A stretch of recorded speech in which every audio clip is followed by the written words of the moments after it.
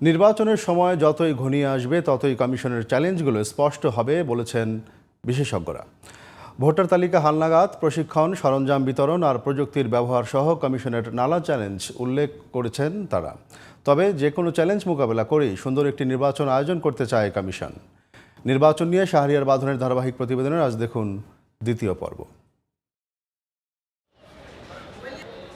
Voter তালিকায় নতুনদের যুক্ত করা, মৃত ভোটারদের তথ্য বাদ দেয়া আর প্রযুক্তির প্রশিক্ষণ সবই চলছে জোরে সোরে।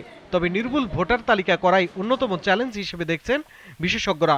নির্বাচন কমিশনের সবচেয়ে বড় চ্যালেঞ্জ সবার আস্থা অর্জন করা, এবং সবার আস্থা অর্জন করতে হলে তাদেরকে সবার জন্য সমতল ক্ষেত্র প্রস্তুত করতে হবে, সবার জন্য সম সুযোগ সৃষ্টি করতে হবে।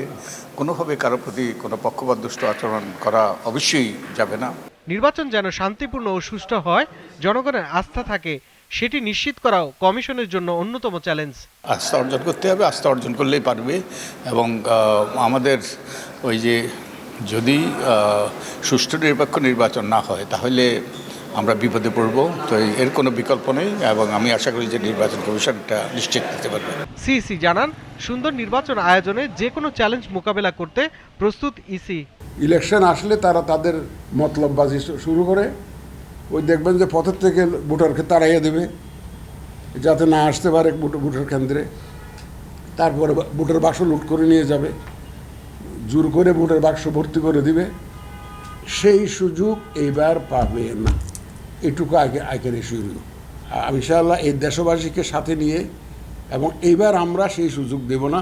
সব প্রস্তুতি নিলেও নির্বাচন শেষ পর্যন্ত কতটা বিশ্বাসযোগ্য পরিবেশে বাস্তবায়ন সম্ভব হবে জনমনে, এমনটাই এখন বড় প্রশ্ন। শাহরিয়ার বাঁধন, জিটিভি নিউজ, ঢাকা।